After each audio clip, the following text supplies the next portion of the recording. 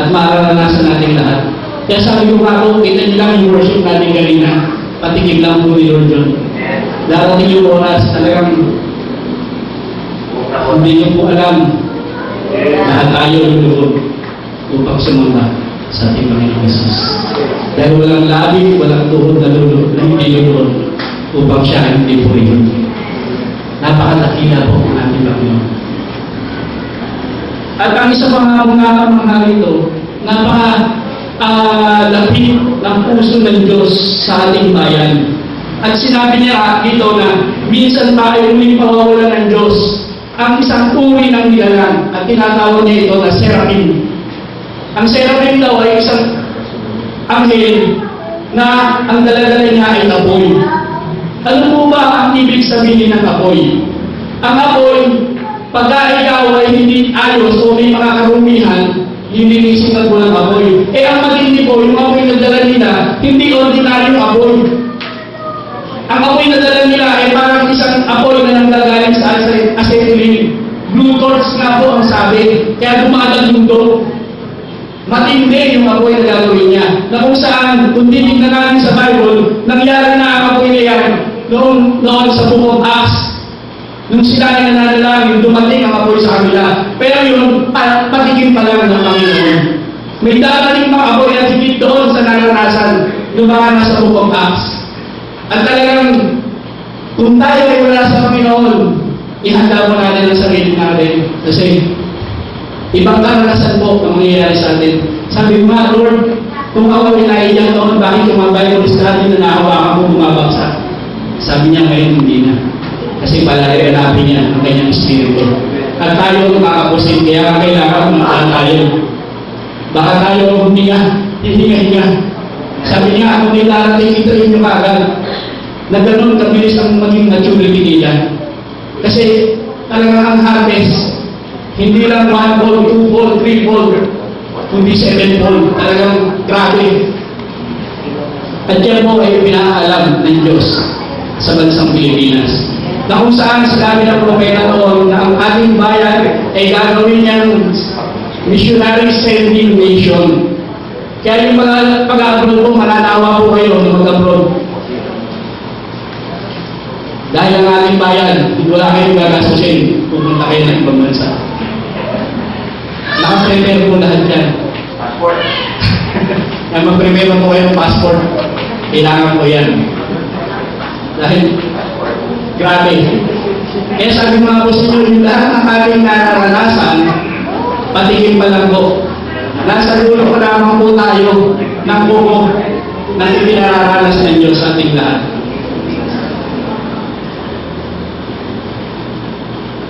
At ang sabi ng Diyos, ilalabas niya ang kanyang espiritu sa buong mundo. So kaya ganun kabilis ang magiging evangelism movement. Kasi nga, ang lahat ng tao ay para magiging bukas sa kaisipan tungkol sa kalooban ng Diyos. At meron isang bagay na ipinakikita ang Diyos dito. Alam niyo ako, balikan ko lang muna yung 3 awesome creature. Tinignan ko sa dictionary kung ano po yung meaning ng awesome. Akala ko ito yung isang mahalimuya, kaaya-aya. Nung mabuksan ko sa dictionary, kasinta-sinta. Hindi, sabi ko, Lord, kailan pala? Bulot po. Awesome. Hindi awesome, ha? Yung kasinta-sinta talaga yun. Tatayin ko tayo na sa interno. Kaya, sabi niya, believe you me. Pero, gano'n kakakalitin, maglagay ng espiritu, mga tao ito. At talagang dadalhin nila tayo sa talagang realidad kung sino ang Diyos na ating sinasamba. Kung sino siya na Diyos na siyang magbibigay sa atin ng lahat ng ating kailangan. Sabi nga, maraming tao, pipilitin nila na ang kanilang negosyo ay pamalago. Ang sabi ni Lord, mauubos ang negosyo dahil papalitan ko ng negosyo na galing sa langit. Kung wala ka sa langit, paano mauunlad? Ha? Nagsimula na po tayo. Kaya po alam niyo yung nangyayari sa atin sa church. Plano po lahat ng Diyos yun. Hindi na po plano ng tao. Iginagay po tayo ni Lord sa tama. Kasi meron pong dapat gawin. Kung bakit nung dinagagalit sa Jesus, hindi lamang natin tinanggap. Nagkaroon pa ng water baptism. Nililinis tayo. At pagkatapos ng water baptism, hindi pa natapos doon. Meron pang baptism of fire. Malinis ka na, susunugin ka pa, para yung mga libag-libag ng katawan mo, lalong matanggal. Ganon dinadali sa ibang ginto. Hindi po nakita niyo yung ginto, ginto na siya. Lalabas pa yung totoong ginto. At yun yung hinahanap ni Lord. Kaya talagang matindi po. Nung binabasa ko nga po ito, talagang natutulala ako. Hindi ma-contain ng aking puso yung gagawin ng Diyos. Dahil talagang sabi ko, Lord, hindi po pala talaga sayang na nabuhay ako sa kalang mundo.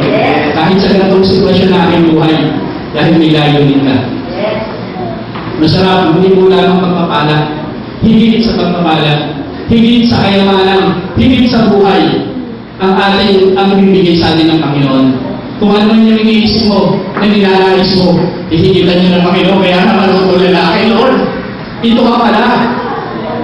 Ito pala ang katotohanan mo.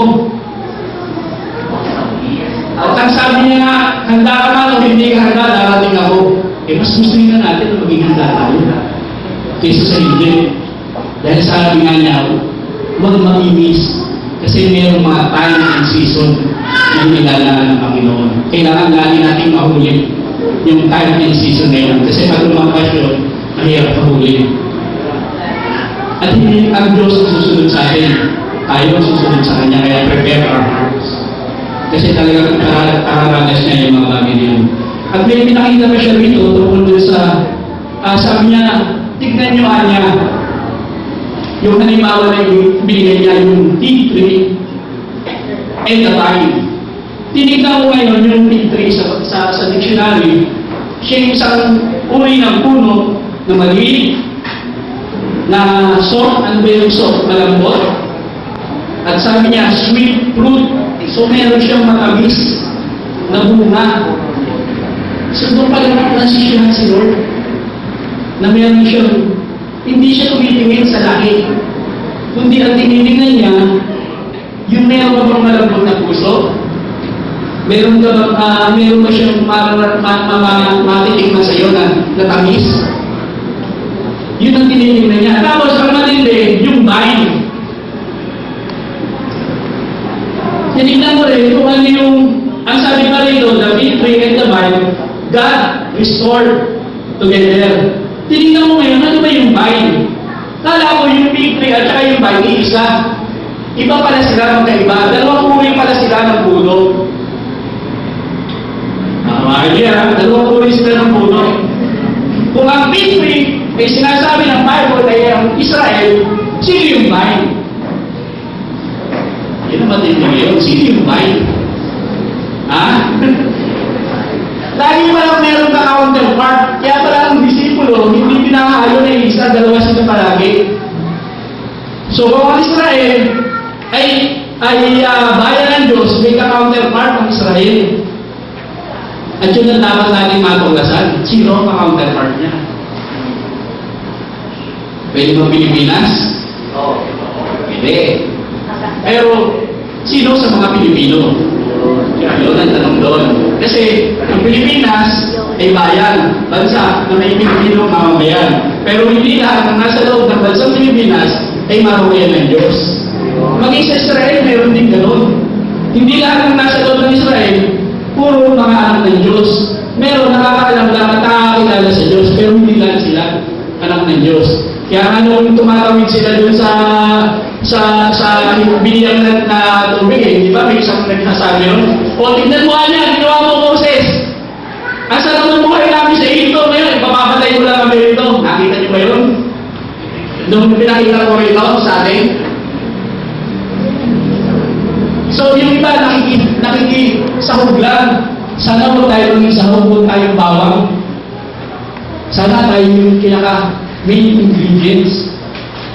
At ang sabi nga rito, ang ibig sabihin niya ng vine A plant that grows along the ground. Siya raw yung isang uri ng halaman na nabubuhay sa lupa. Or that kind by attaching itself to a wall. Kumakapit siya. Mismo siya, yung sarili niya, kinakapit niya. Dahil ayaw niyang manatili sa lupa, kaya umaakyat siya. At gumagawa siya ng paraan kung paano makukuha yung pag-akyat ng yun. Kaya kahit ano yung kanyang makapitan, hindi niya nabibitawan yun. Dahil alam niya, yun na yung susi. Sana mapokus tayo ng ating kakapitan, yung salita ni Lord. Kasi ang ibang tao, maraming nabubuhay sa mundo, kinakapitan, yung lakas niya, yung tagilo niya, yung husay niya. Lahat daw yun babagsak. Pero meron sa tayong mga kapitan, may assurance. Pinakita pa, wall. Ano yung wall? Alam niyo po, napakahalaga ng wall sa Israel. Yung wall of Jerusalem, di ba? Iniisip ko kasi ng Jericho, unang-unang pumasok sa akin yung wall of Jericho. Iniisip ko, yung ba yung pinabaksak? Yung wall of Jericho? Kung pinababaksak yung wall of Jericho, may isang wall na itinatayo, yung wall of Jerusalem. So, kailangan natin kumapit sa tamang bato. At sinasabi ng Bible, ang bato ay si Jesus. Kung si Jesus ang bato, at siya natin makakapitan, meron tayong assurance. Kaya lang, kailangan malaman natin kung sino yung bato natin kinakapitan. Dahil dalawang uri pala ng wall. Yung Jericho at Jerusalem. Yung Jericho, ibinagsak. Ano ba yung ibinabagsak? Yun yung mga nasa ating laman. Na nag-share ko rin yung nakaraan sa nasa right. Kung bakit tayo nahihirapan. Kasi may mga bagay na nakitanim sa atin ng demonyo sa ating mga buhay na gusto natin gumawa ng mabuti, hindi natin magawa. Kaya sabi ko nga, gusto kong kumain pero hindi ko magawa. Kasi mayroong itinanim ang kaaway. Sabi ko nga, salamat na lang. Dahil yung nakaling puno ni Eva, mayroong good, hindi puro bad. So ang bait pa rin ng Diyos. Kasi doon pala po pwedeng laglag na talaga. Wala nang pag-asa. Pero nakapag-iwan pa ang Diyos ng good. Kaya kahit pa paano, nakakasurvive ang tao. At dahil nga sa kapagpalit ng Diyos, ibinigay niya pa yung dahil na pinakamabuti ang ating Panginoon sa Kristo. So lahat ng bagay na plano sa Diyos. Kaya nga sabi niya, kailangan mapanawaan natin yung time and season. Kasi pag lumampas ang mga bagay na yun, may hirapan na tayong pupulin yung lahat. At sinasabi nga, ito lang yung last day na i-pour out ni Lord yung kanyang Espiritu.